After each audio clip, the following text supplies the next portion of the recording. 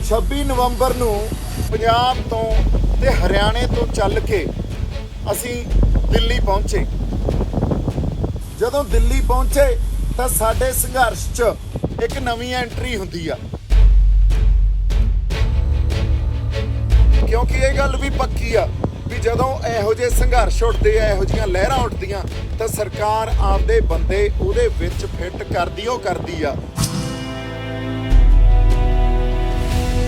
ਹੁਣ ਇਸ ਗੱਲ ਨੂੰ ਜੇ ਅਸੀਂ ਵਿਚਾਰਦੇ ਆ ਵੀ ਉਹ ਬੰਦਾ ਨਾ ਤਾਂ ਕਿਸਾਨ ਆਗੂ ਆ, ਨਾ ਉਹਦੀ ਕੋਈ ਕਿਸਾਨ ਯੂਨੀਅਨ ਆ, ਔਰ ਉਹ ਬੰਦਾ ਆ ਕੇ ਸਾਡਾ ਕਿੰਗ ਪਿਨ ਬਣ ਗਿਆ। ਉਹ ਮੇਨ ਇੱਕ ਸੈਂਟਰ ਸਟੇਜ ਲੈ ਜਾਂਦਾ, ਸਾਡੇ ਆਗੂ ਉਹਦੇ ਸਾਹਮਣੇ ਬੈਠੇ ਹੁੰਦੇ ਆ ਤੇ ਉਹ ਕੁਰਸੀ ਤੇ ਬੈਠਾ ਹੁੰਦਾ। ਜਦੋਂ ਸਾਡੇ ਨਵਦੀਪ ਨੇ, ਪੱਤਰਕਾਰ ਨੇ, ਤੱਥਾਂ ਸਹਿਤ ਸਬੂਤਾਂ ਸਹਿਤ ਇਹ ਗੱਲ ਕਹੀ ਵੀ ਦੂਜੇ ਰੂਟ ਤੇ ਤਾਂ ਪੈਟਰੋਲ ਬੰਬ, ਐਸਿਡ ਬੰਬ ਲੈ ਕੇ ਬੈਠੇ ਸੀ ਅਗਲੇ, ਉਸ ਗੱਲ ਤੇ ਯੋਗੇਂਦਰ ਯਾਦਵ ਦੀ ਸਾਇਲੈਂਸ, ਅੱਜ ਤੱਕ ਇੱਕ ਲਫ਼ਜ਼ ਨਹੀਂ ਬੋਲਿਆ ਉਸ ਗੱਲ ਲਈ। ਦੂਜੇ ਰੂਟ ਤੇ ਸਾਨੂੰ ਲਿਜਾਣਾ ਸਰਕਾਰ ਦਾ ਇੱਕ ਟਰੈਪ ਸੀ, ਦੇਸ਼ ਦੀ ਏਕਤਾ ਤੇ ਅਖੰਡਤਾ ਤੇ ਉਹਨਾਂ ਨੇ ਇੱਕ ਇਸ਼ੂ ਬਣਾਉਣਾ ਸੀ। ਯੋਗੇਂਦਰ ਯਾਦਵ ਨੇ ਮੋਟੀ ਤੇ ਮੋਹਰੀ ਭੂਮਿਕਾ ਨਿਭਾਈ ਆ ਉਸ ਟਰੈਪ ਦੇ ਵਿੱਚ।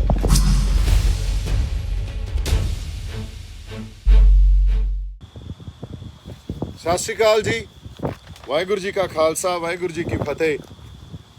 ਅੱਜ ਜਿਹੜੀ ਆਪਾਂ ਗੱਲਬਾਤ ਕਰਨੀ ਆ ਉਹ ਬੜੀ ਗੰਭੀਰ ਵੀ ਆ ਤੇ ਇੱਕ ਸੂਖਮਤਾ ਨਾਲ ਸਮਝਣ ਵਾਲੀ ਗੱਲ ਵੀ ਆ। ਇਸ ਕਰਕੇ ਮੇਰੀ ਬੇਨਤੀ ਇਹ ਆ ਵੀ ਇਸ ਗੱਲ ਨੂੰ ਪਹਿਲਾਂ ਆਪਾਂ ਸੁਣੀਏ ਤੇ ਸਮਝੀਏ। ਗੱਲ ਬੜੀ ਜ਼ਰੂਰੀ ਆ, ਗੱਲ ਸਾਡੇ ਕਿਸਾਨੀ ਸੰਘਰਸ਼ ਦੀ ਆ, ਸਾਡਾ ਸਾਂਝਾ ਸੰਘਰਸ਼ ਆ, ਸਾਂਝੀ ਲੜਾਈ ਆ ਤੇ ਸਾਡੇ ਸਾਂਝੇ ਜਿਹੜੇ ਸਟੇਕਸ ਆ ਉਹ ਇਨਵੋਲਵਡ ਆ। ਜੇ ਕਿਤੇ ਰੱਬ ਨਾ ਕਰੇ ਅਸੀਂ ਇਸ ਸੰਘਰਸ਼ 'ਚ ਖਤਾ ਖਾ ਜਾਈਏ ਤਾਂ ਇਹਦੇ ਜਿਹੜੇ ਨਤੀਜੇ ਆ ਜਾਂ ਇੱਕ ਜਿਹੜੀ ਨਿਰਾਸ਼ਾ ਪੈਦਾ ਹੋਣੀ ਆ ਉਹ ਬੜੀ ਵੱਡੀ ਪੰਜਾਬ ਲਈ ਗੱਲ ਹੋਊਗੀ। ਸਾਨੂੰ ਬੜੀ ਵੱਡੀ ਸਮੱਸਿਆ ਪੈਦਾ ਕੀਤੀ ਜਾ ਸਕਦੀ ਆ। ਇਸ ਕਰਕੇ ਦਿਨ ਰਾਤ ਜਿਹੜਾ ਵੀ ਪੰਜਾਬ ਦਰਦੀ ਆ ਜਾਂ ਕਿਸਾਨ ਦਰਦੀ ਆ, ਚਾਹੇ ਹਰਿਆਣੇ ਤੋਂ ਹੋਵੇ, ਉਹ ਅਰਦਾਸਾਂ ਇਹ ਕਰਦਾ ਵੀ ਅਸੀਂ ਸੰਘਰਸ਼ ਨੂੰ ਜਿੱਤ ਕੇ ਆਈਏ। ਪ੍ਰਮਾਤਮਾ ਅਕਾਲ ਪੁਰਖ ਵਾਹਿਗੁਰੂ ਸਾਨੂੰ ਜਿੱਤ ਬਖਸ਼ੇ। ਹੁਣ ਮੈਂ ਕੁਝ ਨੋਟਸ ਬਣਾਏ ਆ ਅੱਜ ਦੀ ਗੱਲਬਾਤ ਜਿਹੜੀ ਕਰਨੀ ਆ ਉਹਦੇ ਸੰਬੰਧੀ। ਗੱਲ ਇਹ ਆ ਵੀ ਇਸ ਸੰਘਰਸ਼ ਨੂੰ ਜਿੱਤਣ ਦੀ ਹਰ ਸੰਭਵ ਕੋਸ਼ਿਸ਼ ਕੀਤੀ ਜਾਣੀ ਚਾਹੀਦੀ ਆ ਤੇ ਸਾਨੂੰ ਆਪਦੇ ਆਪ ਨੂੰ ਟਰਾਂਸੈਂਡ ਕਰ ਜਾਣਾ ਚਾਹੀਦਾ। ਜਿਹੜਾ ਸਾਡੇ ਅੰਦਰ ਕੋਈ ਗੁੱਸਾ ਪਿਆ ਜਾਂ ਨਫ਼ਰਤ ਪਈ ਆ, ਇੱਕ ਦੂਜੇ ਦੇ ਵਿਰੁੱਧ ਅਸੀਂ ਜਾ ਕੇ ਜੇ ਕੋਈ ਬਿਆਨ ਦਿੰਨੇ ਆ, ਉਹਨਾਂ ਹਰ ਬਿਆਨਾਂ ਤੋਂ, ਉਸ ਤਰ੍ਹਾਂ ਦੀ ਭਾਵਨਾਵਾਂ ਤੋਂ ਟਰਾਂਸੈਂਡ ਕਰਕੇ ਸਾਨੂੰ ਸੰਘਰਸ਼ ਦੇ ਜਿੱਤ ਲਈ ਤੇ ਏਕੇ 'ਚ ਰਹਿ ਕੇ ਹਰ ਹੀਲਾ ਕਰਨਾ ਚਾਹੀਦਾ ਵੀ ਅਸੀਂ ਆਪਦਾ ਸੰਘਰਸ਼ ਜਿੱਤੀਏ। ਹੁਣ ਅੱਜ ਦੀ ਗੱਲਬਾਤ ਕਰਨ ਤੋਂ ਪਹਿਲਾਂ ਸਾਨੂੰ ਆਪਦਾ ਇੰਟੈਲੈਕਚੁਅਲ ਕੈਲੀਬਰ ਵੀ ਰਾਈਜ਼ ਕਰਨਾ ਪਊਗਾ। ਔਰ ਮੇਰੀ ਸਾਡੇ ਕਿਸਾਨ ਆਗੂਆਂ ਨੂੰ ਇੱਕ ਬੇਨਤੀ ਆ ਨਿਮਰਤਾ ਸਹਿਤ ਵੀ ਇਸ ਗੱਲ ਨੂੰ ਪਲੀਜ਼ ਸੁਣਿਓ, ਇਸ ਗੱਲ ਨੂੰ ਵਿਚਾਰਿਆ ਜਾਣਾ, ਤੁਹਾਡੇ ਤੱਕ ਇਹ ਗੱਲ ਪਹੁੰਚਣੀ ਤੇ ਸੰਗਤ 'ਚ ਇਹ ਗੱਲ ਪਹੁੰਚਣੀ ਬਹੁਤ ਜ਼ਿਆਦਾ ਜ਼ਰੂਰੀ ਆ। ਮੈਂ ਗੱਲ 26 ਨਵੰਬਰ ਤੋਂ ਸ਼ੁਰੂ ਕਰਦਾ। 26 ਨਵੰਬਰ ਨੂੰ ਪੰਜਾਬ ਤੋਂ ਤੇ ਹਰਿਆਣੇ ਤੋਂ ਚੱਲ ਕੇ ਅਸੀਂ ਦਿੱਲੀ ਪਹੁੰਚੇ। ਜਦੋਂ ਦਿੱਲੀ ਪਹੁੰਚੇ ਤਾਂ ਸਾਡੇ ਸੰਘਰਸ਼ 'ਚ ਇੱਕ ਨਵੀਂ ਐਂਟਰੀ ਹੁੰਦੀ ਆ। ਉਦੋਂ ਤੱਕ ਤਾਂ ਸਾਰੇ ਉਹ ਬੰਦੇ ਜਿਹੜੇ ਪੰਜਾਬ ਤੇ ਹਰਿਆਣੇ 'ਚ ਬੈਠੇ ਸੀ ਉਹ ਬੰਦੇ ਸੰਘਰਸ਼ ਦੇ ਵਿੱਚ ਜੁੜੇ ਹੋਏ ਆ, ਪਰ ਸੰਘਰਸ਼ 'ਚ 26 ਨਵੰਬਰ ਨੂੰ ਜਦੋਂ ਅਸੀਂ ਦਿੱਲੀ ਸਿੰਘੂ ਬਾਰਡਰ ਤੇ ਪਹੁੰਚਦੇ ਆ ਤਾਂ ਸੰਘਰਸ਼ 'ਚ ਇੱਕ ਨਵੀਂ ਐਂਟਰੀ ਹੁੰਦੀ ਆ। ਉਹ ਨਵੀਂ ਐਂਟਰੀ ਆ ਉਸ ਸ਼ਖਸ ਦੀ ਜਿਹੜਾ ਸਰਕਾਰ ਦੀ ਗੱਡੀ 'ਚ ਬਹਿ ਕੇ, ਪੁਲਿਸ ਦੀ ਗੱਡੀ 'ਚ ਬਹਿ ਕੇ ਅਨਾਉਂਸਮੈਂਟ ਕਰਦਾ ਫਿਰਦਾ ਵੀ ਬੁਰਾੜੀ ਚੱਲੋ, ਔਰ ਉਹ ਸ਼ਖਸ ਸੀ ਯੋਗੇਂਦਰ ਯਾਦਵ। ਹੁਣ ਉਹੀ ਬੋਲੀ ਯੋਗੇਂਦਰ ਯਾਦਵ ਬੋਲ ਰਹੇ ਆ ਜਿਹੜੀ ਬੋਲੀ ਅਮਿਤ ਸ਼ਾਹ ਬੋਲ ਰਹੇ ਆ। ਉਹਦੇ ਤੁਸੀਂ ਦੇਖੋ, ਮਤਲਬ ਸਰਕਾਰ ਦੀ ਭਾਸ਼ਾ ਬੋਲੀ ਜਾ ਰਹੀ ਆ। 26 ਨਵੰਬਰ ਨੂੰ ਸਾਡੇ ਮੁੰਡਿਆਂ ਨੇ ਉਹਨਾਂ ਨੂੰ ਉੱਥੋਂ ਲਾਂਭੇ ਕਰਤਾ। ਉਦੋਂ ਬਾਅਦ ਸੰਘਰਸ਼ ਦਾ ਇੱਕ ਪੂਰਾ ਆਪਾਂ ਅਧਿਐਨ ਕਰਨਾ ਇਸ ਸ਼ਖਸ ਦੇ ਸੰਦਰਭ 'ਚ ਹੀ। ਇਹਨਾਂ ਦੀਆਂ ਕੀਤੀਆਂ ਹੋਈਆਂ, ਇਹਨਾਂ ਦੀਆਂ ਜੋ ਰਣਨੀਤੀ ਇਹਨਾਂ ਨੇ ਤੈਅ ਕੀਤੀ, ਜਿਸ ਤਰ੍ਹਾਂ ਦੀ ਇਹਨਾਂ ਨੇ ਭਾਸ਼ਾ ਜਾਂ ਸਟੇਟਮੈਂਟਸ ਦਿੱਤੀਆਂ, ਜਿਸ ਤਰ੍ਹਾਂ ਦਾ ਇੱਕ ਬਿਰਤਾਂਤ ਰਚਣ ਦੀ ਕੋਸ਼ਿਸ਼ ਕੀਤੀ, ਇਹ ਸਾਰੀਆਂ ਗੱਲਾਂ ਨੂੰ ਸਮਝਣਾ ਸਾਡੇ ਵਾਸਤੇ ਬਹੁਤ ਜ਼ਰੂਰੀ ਆ। ਕਿਉਂਕਿ ਇਹ ਗੱਲ ਵੀ ਪੱਕੀ ਆ ਵੀ ਜਦੋਂ ਇਹੋ ਜਿਹੇ ਸੰਘਰਸ਼ ਉੱਠਦੇ ਆ, ਇਹੋ ਜਿਹੀਆਂ ਲਹਿਰਾਂ ਉੱਠਦੀਆਂ, ਤਾਂ ਸਰਕਾਰ ਆਪਦੇ ਬੰਦੇ ਉਹਦੇ ਵਿੱਚ ਫਿੱਟ ਕਰਦੀ ਆ। ਸੋ ਇਹ ਬੰਦੇ ਫਿੱਟ ਕਿਵੇਂ ਕੀਤੇ ਜਾਂਦੇ ਆ? ਬੜੇ ਲੁਕਵੇਂ ਰੂਪ 'ਚ ਫਿੱਟ ਕੀਤੇ ਜਾਂਦੇ ਆ। ਇਹ ਸਿੱਧੇ ਰੂਪ 'ਚ ਆ ਕੇ ਸਾਨੂੰ ਨੰਗੇ ਚਿੱਟੇ ਨਹੀਂ ਦਿਖਦੇ। ਇਹ ਐਂ ਨਹੀਂ ਦਿਖਦੇ ਵੀ ਫਲਾਨਾ, ਜਿਵੇਂ ਮੈਂ ਸਨੀ ਦਿਓਲ ਬਾਈ ਦੀਆਂ ਇਲੈਕਸ਼ਨਾਂ ਲੜਨ ਵਾਸਤੇ ਆਇਆ ਸੀ, ਜਮਾਂ ਸਿੱਧੀ ਗੱਲ ਸੀ, ਸਾਰਿਆਂ ਦੇ ਸਾਹਮਣੇ ਸਪਸ਼ਟ ਗੱਲ ਸੀ, ਤੇ ਉਸ ਗੱਲ ਨੂੰ ਆਧਾਰ ਬਣਾ ਕੇ ਲੋਕਾਂ ਦੇ ਮਨਾਂ 'ਚ ਇੱਕ ਗੱਲ ਹੀ ਵਸਾ ਦਿੱਤੀ ਜਾਵੇ ਵੀ ਦੇਖੋ ਜੀ ਇਹ ਤਾਂ ਸਰਕਾਰ ਦਾ ਬੰਦਾ ਹੈ, ਬੀਜੇਪੀ ਦਾ ਬੰਦਾ। ਤੁਸੀਂ ਪੋਲੀਟਿਕਸ ਆ ਜਿਹੜੀ ਉਹਨੂੰ ਸਮਝਣ ਦੀ ਕੋਸ਼ਿਸ਼ ਕਰੋ। ਜਿਹੜੀ ਰਾਜਨੀਤੀ ਹੁੰਦੀ ਆ ਨਾ, ਉਹਨੂੰ ਬੜੀ ਸੂਖਮਤਾ ਨਾਲ ਦੇਖਿਆ ਜਾਣਾ ਚਾਹੀਦਾ, ਬੜੀ ਫਾਈਨ ਇੰਟੈਲੈਕਟ ਦੀ ਜ਼ਰੂਰਤ ਆ। ਰਾਜਨੀਤੀ ਕਦੇ ਵੀ ਸਾਹਮਣੇ ਨਹੀਂ ਚੱਲ ਰਹੀ ਹੁੰਦੀ। ਰਾਜਨੀਤੀ ਕੀ ਹੁੰਦੀ ਆ, ਜਾਂ ਜਿਸ ਤਰ੍ਹਾਂ ਦੀ ਰਾਜਨੀਤੀ ਬੀਜੇਪੀ ਸਰਕਾਰ ਕਰ ਰਹੀ ਆ, ਉਹ ਰਾਜਨੀਤੀ ਆ ਜਿਹੜੀ ਸਾਰੇ ਸਾਹਮਣੇ ਨਾ ਚੱਲ ਰਹੀ ਹੋਵੇ, ਪਰਦੇ ਦੇ ਪਿੱਛੇ ਕੀ ਚੱਲ ਰਿਹਾ, ਉਸ ਗੱਲ ਨੂੰ ਡੀਕੋਡੀਫਾਈ ਕਰਨਾ, ਉਸ ਗੱਲ ਨੂੰ ਸਮਝਣਾ ਸਾਡੇ ਵਾਸਤੇ ਬਹੁਤ ਜ਼ਿਆਦਾ ਜ਼ਰੂਰੀ ਆ। ਹੁਣ 26 ਨਵੰਬਰ ਨੂੰ ਸਾਡੇ ਸੰਘਰਸ਼ 'ਚ ਇੱਕ ਉਹੋ ਜਿਹੇ ਬੰਦੇ ਦੀ ਐਂਟਰੀ ਹੁੰਦੀ ਆ ਜਿਹੜਾ ਪੁਲਿਸ ਦੀ ਗੱਡੀ 'ਚ ਆ ਕੇ ਸਪੀਕਰਾਂ ਤੇ ਇਹ ਬੋਲ ਰਿਹਾ ਵੀ ਬੁਰਾੜੀ ਚੱਲੋ। ਅੱਛਾ, ਉਹ ਬੰਦਾ ਹੈ ਕੌਣ? ਅੱਜ ਤੱਕ ਸਾਡੇ ਕਿਸਾਨ ਆਗੂ, ਸਾਡੀਆਂ ਯੂਨੀਅਨਸ ਜਿਹੜੇ ਬੜੇ ਸਤਿਕਾਰਯੋਗ ਆ, ਇਹ ਗੱਲ ਕਹਿੰਦੇ ਰਹੇ ਵੀ ਇੱਥੇ ਅਸੀਂ ਕਿਸੇ ਪੋਲੀਟੀਕਲ ਬੰਦੇ ਨੂੰ ਤੇ ਕਿਸੇ ਪੋਲੀਟੀਕਲ ਏਜੰਡੇ ਨੂੰ ਨਹੀਂ ਵਾੜਨਾ। ਹੁਣ ਯੋਗਿੰਦਰ ਯਾਦਵ ਕੋਈ ਕਿਸਾਨ ਆਗੂ ਤਾਂ ਨਹੀਂ ਆ, ਨਾ ਹੀ ਉਹਦੀ ਕੋਈ ਰਜਿਸਟਰਡ ਯੂਨੀਅਨ ਆ। ਉਹਦਾ ਇੱਕ ਪੋਲੀਟੀਕਲ ਬੰਦਾ, ਉਹਦਾ ਪੋਲੀਟੀਕਲ ਏਜੰਡਾ ਤੇ ਆਪਦੀ ਪੋਲੀਟਿਕਸ ਐਡਵਾਂਸ ਕਰਨ ਖਾਤਰ ਉਹ ਕੁਝ ਵੀ ਕਰ ਸਕਦਾ। ਜੇ ਅਸੀਂ ਪੋਲੀਟੀਕਲ ਬੰਦੇ ਜਿਹੜੇ ਵੋਟਾਂ ਲੈਣ ਵਾਸਤੇ ਕੁਝ ਵੀ ਕਰ ਸਕਦੇ ਆ, ਉਹਨਾਂ ਨੂੰ ਹੀ ਵਾੜਨਾ ਸੀ, ਫਿਰ ਪੰਜਾਬ ਵਾਲੇ ਕਿਹੜਾ ਮਾੜੇ ਸੀ? ਉਹਦੇ ਕੋਲੇ ਕਿਹੜੀ ਗਿੱਦੜ ਸਿੰਘੀ ਆ ਵੀ ਸਾਨੂੰ ਸੰਘਰਸ਼ ਆ ਕੇ ਜਿਤਾ ਦੂਗਾ? ਫਿਰ ਉਹ ਬੰਦਾ ਸਿਰਫ ਇਹ ਗੱਲ ਦਾ, ਮੈਂ ਇਹ ਨਹੀਂ ਕਹਿ ਰਿਹਾ ਸਾਡੇ ਆਗੂ ਸਤਿਕਾਰ ਸਹਿਤ ਇਹ ਨਹੀਂ ਕਹਿ ਰਿਹਾ ਵੀ ਉਹ ਜਵਾਬ ਦੇਣ, ਇਹ ਗੱਲ ਵਿਚਾਰਨਯੋਗ ਆ। ਤੁਸੀਂ ਇਸ ਗੱਲ ਨੂੰ ਪਲੀਜ਼ ਸਮਝਿਓ ਤੇ ਵਿਚਾਰਿਓ। ਉਦੋਂ ਬਾਅਦ ਉਹੀ ਬੰਦਾ ਸਿਰਫ ਆ ਕੇ ਸਾਡੇ ਜਿਹੜੀ ਇੱਕ ਕਿਸਾਨ ਆਗੂਆਂ ਦੀ ਜਥੇਬੰਦੀ 32 ਸਾਡੇ ਕਿਸਾਨ ਆਗੂਆਂ ਦੀ ਇੱਕ ਸਾਂਝੀ ਜਥੇਬੰਦੀ ਉੱਥੇ ਬਣੀ ਹੋਈ ਆ, ਉਹਦਾ ਹਿੱਸਾ ਹੀ ਨਹੀਂ ਬਣਦਾ, ਪਰ ਕਿੰਗ ਪਿਨ ਬਣ ਜਾਂਦਾ। ਔਰ ਸਾਰੇ ਉਹ ਡਿਸੀਜਨ, ਇੰਪੋਰਟੈਂਟ ਡਿਸੀਜਨ, ਜਦੋਂ ਸੰਘਰਸ਼ ਦੇ ਸੰਦਰਭ 'ਚ ਸਾਡੀ ਰਣਨੀਤੀ ਕੀ ਹੋਵੇ, ਅਗਲਾ ਪ੍ਰੋਗਰਾਮ ਕੀ ਹੋਵੇ, ਲਏ ਜਾਂਦੇ ਆ। ਉਹਦੇ 'ਚ ਮੇਨ ਜਿਹੜੀ ਭੂਮਿਕਾ ਨਿਭਾਉਂਦਾ। ਹੁਣ ਇਸ ਗੱਲ ਨੂੰ ਜੇ ਅਸੀਂ ਵਿਚਾਰਦੇ ਆ ਵੀ ਉਹ ਬੰਦਾ ਨਾ ਤਾਂ ਕਿਸਾਨ ਆਗੂ ਆ, ਨਾ ਉਹਦੀ ਕੋਈ ਕਿਸਾਨ ਯੂਨੀਅਨ ਆ, ਔਰ ਉਹ ਬੰਦਾ ਆ ਕੇ ਸਾਡਾ ਕਿੰਗ ਪਿਨ ਬਣ ਗਿਆ। ਉਹ ਮੇਨ ਇੱਕ ਸੈਂਟਰ ਸਟੇਜ ਲੈ ਜਾਂਦਾ, ਸਾਡੇ ਆਗੂ ਉਹਦੇ ਸਾਹਮਣੇ ਬੈਠੇ ਹੁੰਦੇ ਆ ਤੇ ਉਹ ਕੁਰਸੀ ਤੇ ਬੈਠਾ ਹੁੰਦਾ। ਦੇਖੋ ਤੁਸੀਂ ਪੋਜੀਸ਼ਨਿੰਗ ਦੇਖੋ ਕਿਵੇਂ ਉਹਦੀ ਕੀਤੀ ਗਈ ਆ ਅੰਦਰ ਸਾਡੇ। ਫਿਰ ਸਿੱਧਾ ਮੈਂ ਆਉਣਾ ਉਹਨਾਂ ਸਟੇਟਮੈਂਟਸ ਤੇ ਜਿਹੜੀਆਂ ਉਹ ਵਾਰ-ਵਾਰ ਸੰਘਰਸ਼ ਦੇ ਦੌਰਾਨ ਦਿੰਦਾ ਗਿਆ। ਪੰਜਾਬ ਜਾਂ ਪੰਜਾਬ ਦੇ ਲੋਕਾਂ ਦੇ ਹੱਥ ਜਾਂ ਕਿਸਾਨੀ ਸੰਘਰਸ਼ ਦੇ ਹਿੱਤ 'ਚ ਕੋਈ ਵੀ ਸਟੇਟਮੈਂਟ ਨਹੀਂ ਸੀ। ਹਰ ਸਟੇਟਮੈਂਟ ਦੇ ਵਿੱਚ ਕੋਈ ਨਾ ਕੋਈ ਉਹਨੇ ਆਪਦਾ ਪੈਂਤੜਾ ਖੇਡਣਾ। ਔਰ ਸਿੱਧੀ ਗੱਲ ਕਰੀਏ, ਜੇ 26 ਜਨਵਰੀ ਵਾਲੀ ਜਿਹੜੀ ਪ੍ਰੈਸ ਕਾਨਫਰੰਸ ਹੋਈ, ਜਿੱਥੇ ਸਾਡੇ ਕਿਸਾਨ ਆਗੂਆਂ ਨੇ, ਹਾਲਾਂਕਿ ਇਹ ਗੱਲ ਸਾਡੇ ਲਈ ਵਾਚਣੀ ਤੇ ਸਮਝਣੀ ਬਹੁਤ ਜ਼ਰੂਰੀ ਆ, ਸਾਡੇ ਬੰਦੇ ਸਾਡੇ ਕਿਸਾਨ ਆਗੂਆਂ ਨੂੰ ਮਿਲ ਕੇ ਆਏ ਔਰ ਉਹਨਾਂ ਨੇ ਇਹ ਗੱਲ ਮੰਨੀ ਵੀ ਸਾਡਾ 26 ਜਨਵਰੀ ਵਾਲਾ ਪ੍ਰੋਗਰਾਮ ਜਿਹੜਾ ਦਿੱਤਾ ਹੋਇਆ ਉਹ ਸਾਡਾ ਪ੍ਰੋਗਰਾਮ ਸੀ ਨਹੀਂ, ਉਹ ਕਿਸਾਨਾਂ ਦਾ ਪ੍ਰੋਗਰਾਮ ਨਹੀਂ ਸੀ, ਉਹ ਤਾਂ ਸਾਡੇ ਤੋਂ ਰਖਵਾਇਆ ਗਿਆ।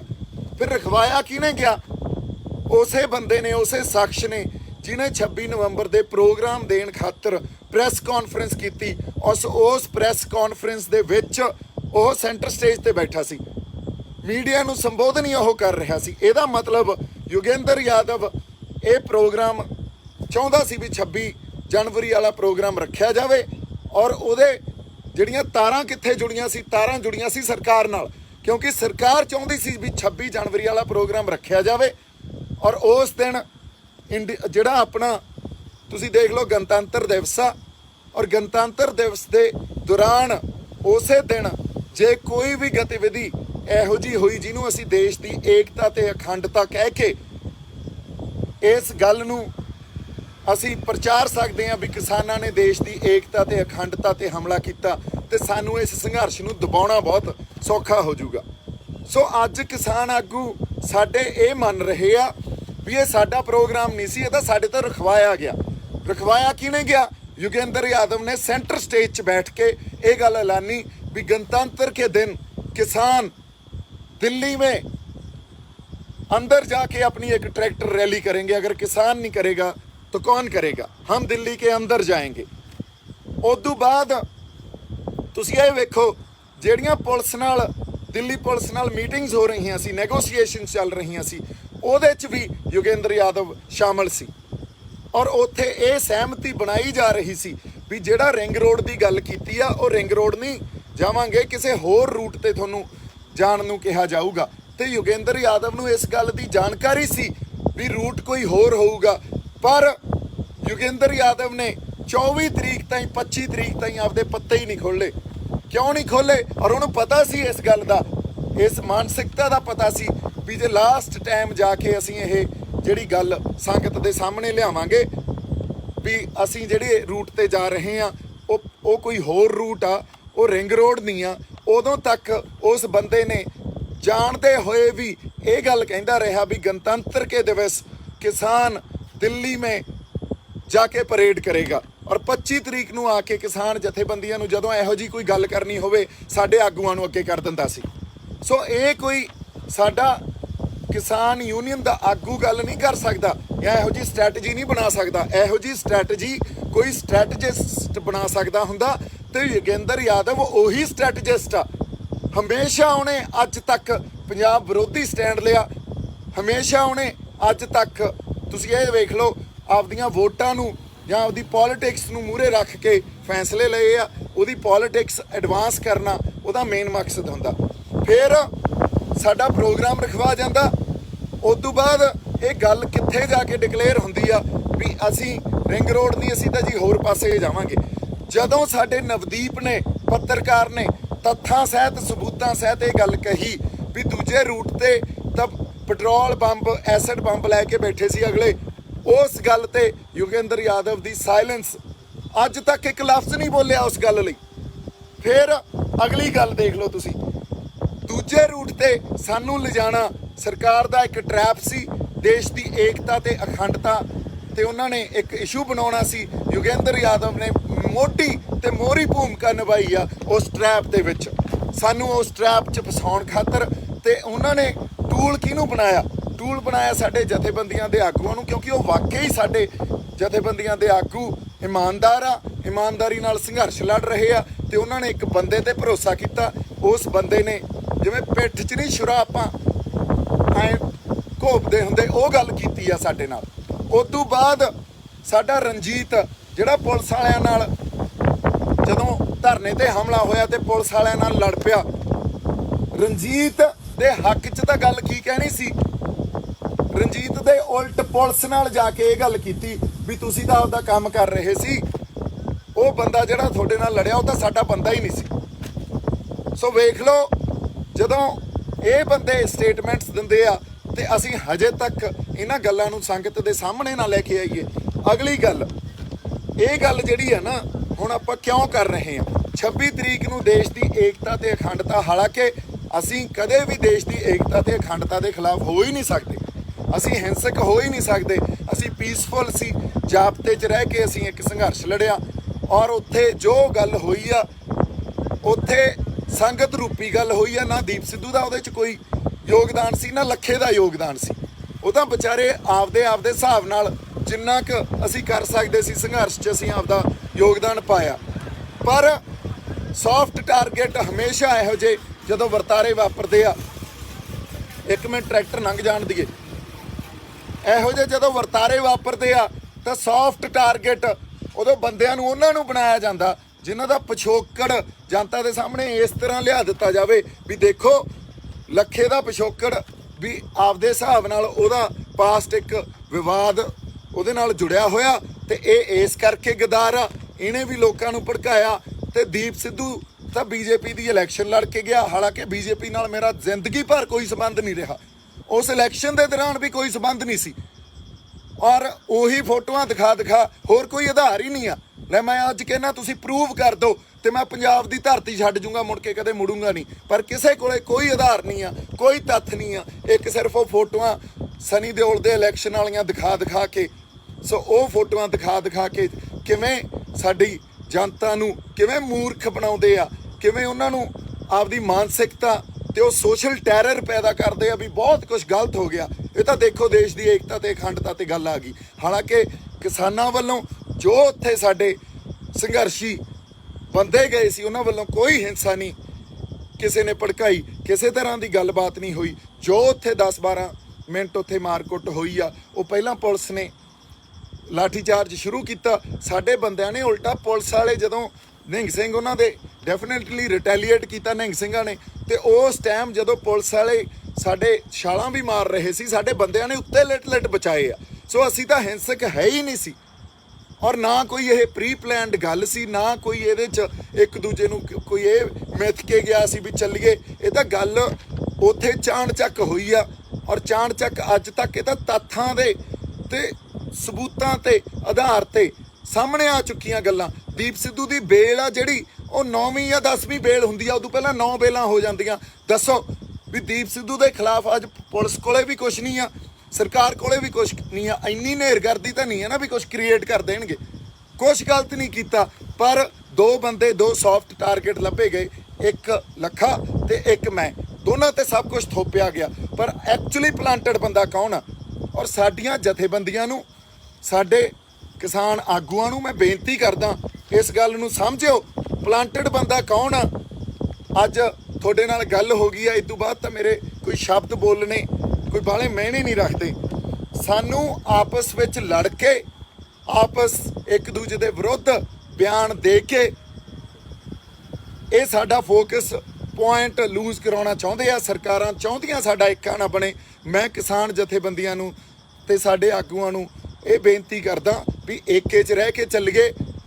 ਫਿਰ ਉਹੀ ਸੰਘਰਸ਼ ਦੇ ਵਿੱਚ ਇੱਕ ਵਾਰੀ ਤੁਸੀਂ ਵੇਖਿਓ ਕਿਵੇਂ ਹੌਸਲਾ ਤੇ ਉਹੀ ਹਿੰਮਤ ਆ ਜਾਣੀ ਆ। ਉੱਥੇ ਉਹੀ ਜਿਹੜਾ ਇੱਕ ਜਿਹੜੀ ਆਪਾਂ ਕਹਿ ਸਕਦੇ ਹਾਂ ਵੀ ਪ੍ਰਮਾਤਮਾ ਦੀ ਇੱਕ ਜਿਹੜੀ ਵਾਸ ਸੀ ਉਹ ਵਸਣਾ। ਤੁਸੀਂ ਸਾਰੀਆਂ ਗੱਲਾਂ ਨੂੰ ਸਮਝਦੇ ਹੋਏ ਗੱਲਾਂ ਨੂੰ ਵਿਚਾਰਿਓ ਜ਼ਰੂਰ। ਇਹਨਾਂ ਗੱਲਾਂ ਨੂੰ ਸੰਗਤ 'ਚ ਤੇ ਤੁਹਾਡੇ 'ਚ ਲੈ ਕੇ ਜਾਣਾ ਬਹੁਤ ਜ਼ਰੂਰੀ ਸੀ। ਮੈਂ ਤੁਹਾਡਾ ਸੋਲਜਰ ਹਾਂ, ਹਮੇਸ਼ਾ ਹੀ ਰਹਾਂਗਾ। ਔਰ ਜੇ ਕਿਤੇ ਕੋਈ ਖਤਾ ਹੋਈ ਹੋਵੇ ਉਹਦੇ ਲਈ ਤੁਸੀਂ ਮੈਨੂੰ ਝਿੜਕ ਸਕਦੇ ਹੋ, ਕੁਝ ਵੀ ਇਹ ਗੱਲਾਂ ਸਾਹਮਣੇ ਬਿਠਾ ਕੇ ਕਰ ਸਕਦੇ ਹੋ। ਪਰ ਹੁਣ ਅਸੀਂ ਇੰਨੇ ਨਿਰਦਈ ਤੇ ਇੰਨੇ ਆਪਾਂ ਉਹ ਕਹਿ ਲਓ ਵੀ ਅਕ੍ਰਿਤਿਕਨ ਨਾ ਬਣੀਏ ਸਾਡੇ ਲੋਕਾਂ ਪ੍ਰਤੀ ਤੇ ਸਾਡੀ ਧਰਤੀ ਪ੍ਰਤੀ, ਕਿਉਂਕਿ ਜਿਹੜੇ ਲੋਕ ਉੱਥੇ ਬੈਠੇ ਆ, ਜਿਹੜੇ ਪਿੰਡਾਂ 'ਚ ਬੈਠੇ ਆ, ਇਹ ਤਾਂ ਉਹਨਾਂ ਦਾ ਸੰਘਰਸ਼ ਆ, ਉਹਨਾਂ ਦੀ ਤਪੱਸਿਆ। ਅਸੀਂ ਆਪਸ 'ਚ ਕੋਈ ਨਫ਼ਰਤ ਜਾਂ ਗੁੱਸਾ ਰੱਖ ਕੇ ਇਸ ਸੰਘਰਸ਼ ਨੂੰ ਕਿਸੇ ਹੋਰ ਪਾਸੇ ਨਾ ਲੈ ਕੇ ਜਾਈਏ। ਸਾਡੇ ਆਗੂਆਂ ਨੂੰ ਬੇਨਤੀ ਆ, ਤੁਸੀਂ ਬੜੀ ਇਮਾਨਦਾਰੀ ਨਾਲ ਤੇ ਬੜੀ ਸਿੰਸੈਰਿਟੀ ਨਾਲ ਸੰਘਰਸ਼ ਲੜਿਆ, ਪਰ ਕਈ ਗੱਲਾਂ 'ਚ ਤੁਸੀਂ ਵੀ ਇਹ ਗੱਲਾਂ ਬੁੱਝ ਨਹੀਂ ਪਾਏ। ਸਰਕਾਰ ਨੇ ਵਾਕਈ ਸਾਡੇ ਅੰਦਰ ਬੰਦੇ ਛੱਡ ਰੱਖੇ ਆ, ਪਰ ਸਾਨੂੰ ਆਪਸ 'ਚ ਲੜਾ ਕੇ, ਸਾਨੂੰ ਆਪਸ 'ਚ ਪਲਾਂਟਡ ਬੰਦੇ ਕਹਿ ਕੇ, ਜੋ ਅਸਲ ਪਲਾਂਟਡ ਬੰਦੇ ਆ ਉਹਨਾਂ ਤੇ ਸਾਡਾ ਫੋਕਸ ਹੀ ਨਹੀਂ ਜਾਣ ਦਿੰਦੇ। ਤੇ ਸਾਡੇ ਫੋਕਸ ਪੁਆਇੰਟ ਨੂੰ ਵੀ ਇਹ ਇੱਕ ਸਾਡੇ ਫੋਕਸ ਪੁਆਇੰਟ ਨੂੰ ਪੂਰਾ ਡਿਸੋਲਵ ਕਰੀ ਰੱਖਦੇ ਆ। ਸੋ ਮੇਰੀ ਬੇਨਤੀ ਆ, ਇਹਨਾਂ ਗੱਲਾਂ ਨੂੰ ਵਿਚਾਰਿਓ। ਮੇਰੇ ਵੱਲੋਂ ਬਹੁਤ ਸਾਰਾ ਪਿਆਰ ਤੇ ਸਤਿਕਾਰ। ਜਿਉਂਦੇ ਵਸਦੇ ਰਹੋ। ਵਾਹਿਗੁਰੂ ਜੀ ਕਾ ਖਾਲਸਾ, ਵਾਹਿਗੁਰੂ ਜੀ।